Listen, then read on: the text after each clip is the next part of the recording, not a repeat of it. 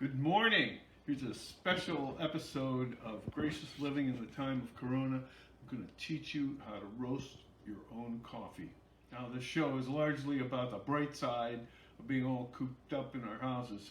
And one of the great pleasures that I've indulged myself in is learning how to roast my own coffee so that I get something fresh that's just the way I like it. And it's become sort of an obsession for me. So, first thing I'm going to do is show you how to spend 20 bucks to get yourself a coffee roaster, and this is it. Now, everything I'm doing, I learned from Sweet Maria's, and so they have a website. They sell lots of different kinds of green beans. One of the nice things about green beans is they're good for a year or more. So you can spend a lot of money on a coffee roaster, as you might imagine, but this is a popcorn popper that they sell. I've been working mine for 6 months and it's still working great. This costs $20, and when you buy it, you get 4 pounds of coffee.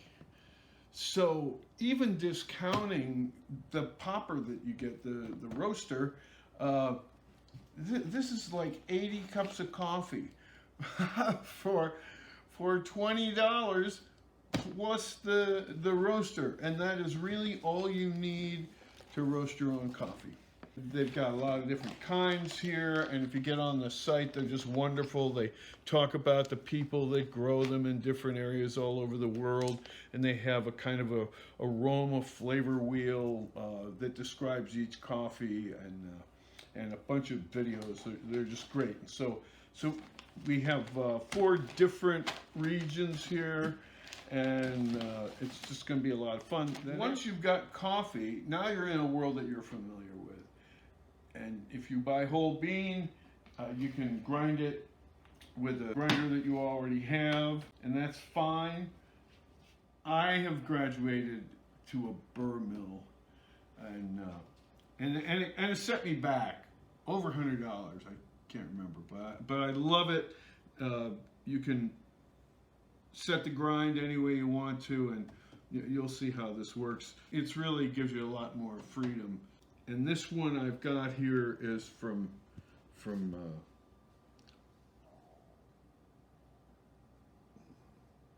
and this one I've got here is from Encore, and I certainly recommend it. All right, now we have ground coffee, and you can just put it in your Mr. Coffee if you want to, or any other brewing system that you've already got. You can, if you've got a Keurig, you can take your own coffee and put it in these little Keurig cups. They cost about 50 cents a piece, and they last forever. So that's one way to go, but I prefer to use this fancy French press, and it's from an outfit called AeroPress, and I'm going to show you all about how I use it. This is pretty much the same principle as a regular French press, except that it has a filter, so that means you're not going to get any grounds in the coffee. So we're going to go through the whole process here, and the first thing we got to do is roast that coffee. You have to do it outdoors because it will smoke up your house like crazy. Your wife and your cat are not going to like it. So we're going to go outside now to the porch, and we'll go ahead and roast up some coffee. 2. So here I am on my back porch where there's ventilation, and I've preheated this for 3 minutes. You don't want to put the beans in cold, and then you want to have something to catch the chaff. The one thing you can destroy this machine is when the husks come off. If they get sucked into the vent of the machine, then it tends to burn it off. So I'm just going to take, the way this thing is set up is so cool. I'm this little cup here, and that's a measuring cup, and that's how much coffee we're going to roast. Like that. And then we just drop it in here.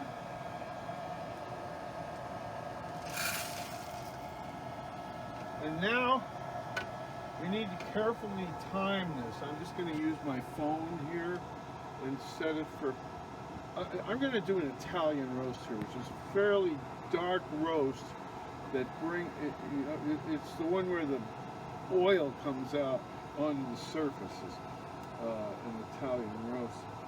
So that's a 9-minute roast for me. When I do, my wife Ruthie likes a sweeter coffee for a decaf, so partly we select a different bean, and then we do it with about 7 minutes, and it comes out really sweet. Where this is more briny and earthy and rustic, which is the way I like it. So we're just going to let that go for 9 minutes. You can see it's already starting to pop out those husks, and we want to make sure those don't get sucked into the machine.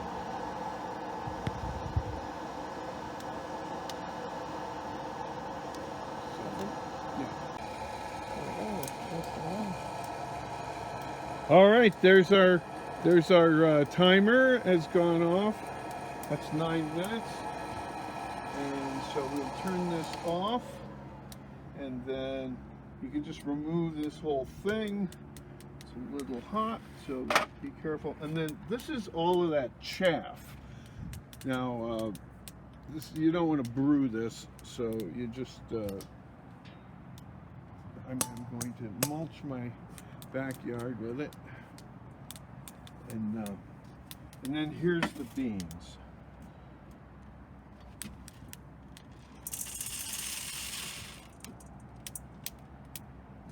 See, quite smoky, and they've got that nice oil on the surface, and they're gonna keep popping there for a little while, and now we'll go in and grind. All right, so now I'm just gonna open up the mill. It's set for a grind point of 12, and we'll just pour coffee in there, and it's going to come out here. Got a little brush for cleaning the thing in here. You want to remember to take that out, and then you just turn it on, and that's it.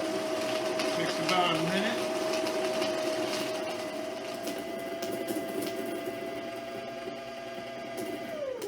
And that's it. Now, when we're setting this up, the next thing we're going to have to do is get some water boiling here. So the easiest way to measure is just take your thermos that you're going to go into and fill it all the way to the top, because you're going to lose a little in the when the grinds absorb it. And then just stick that in the microwave. Takes about 4 minutes for it to boil. While we're waiting for that to happen, we're going to set this up, and I'm going to do an upside down French press. It's the way I like to work. You can get online, and there's all kinds of debate about the right way to use this little gizmo, but it's basically, you're going to have a filter in here, and then you want to wet the filter just a little bit. But the filter's going to go on here later. I'm upside down, and I'll explain why. This is something if you want to play around with your coffee. I never use it. And this is a measuring cup. So here's a way to get the coffee in without spilling it all over the place. Here's our coffee, and that's how it looks. I store mine in an airtight sort of thermos thing here. You can use a nice glass jar, but they break. So now I like my coffee a little strong. So I would start, if I were you, with just one scoop here and see how you like it. Just one scoop. But I know that I'm going to like it a little extra. So that's that. Now we're done with those three things. And I'll just go back in when we're done. See, that water is boiling, and now it's very simple. I'm just going to pour it in there. I've set the level right at where the 4 is here, and then I'm just going to pour in this water, and you'll see that it blooms. And so you let that sit for just a little bit. And some people will come in and stir it, but I don't bother. And now this just locks in here. And you want to have a cup that's wide enough to fit in here, that has enough volume to take the whole thing.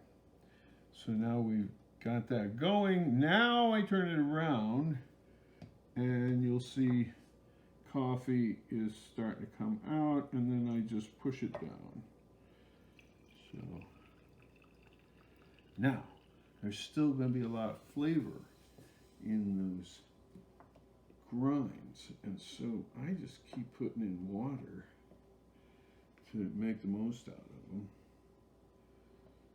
Rinse it off with a plunger here, and now I can take that up, and it's going to go by itself by gravity down in there. So if I wait just a second here, I'll be able to get all the water that I'm starting with. You see how the level is dropping slowly.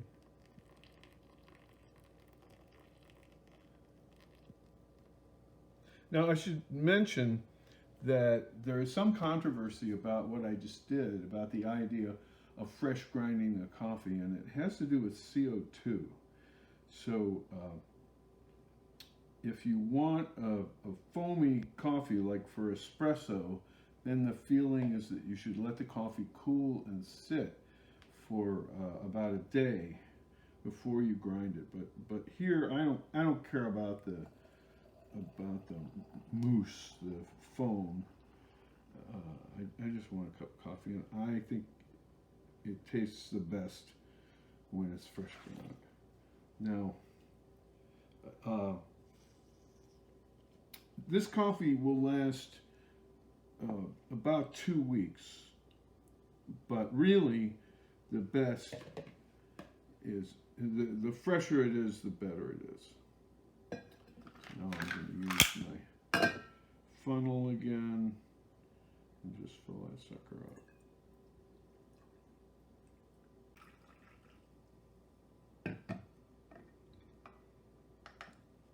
And that's it. Now let's get into some pastries to go with this stuff. Rolling. Okay, so now we get to sit down to breakfast with our fresh brewed cup of coffee.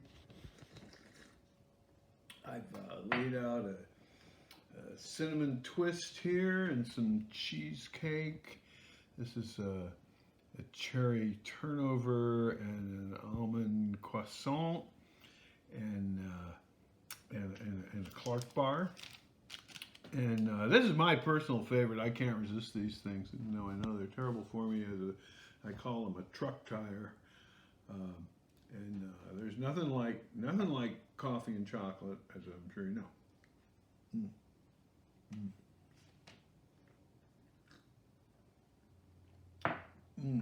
You know, the heat just melts the chocolate, so it just brings it right to your taste buds.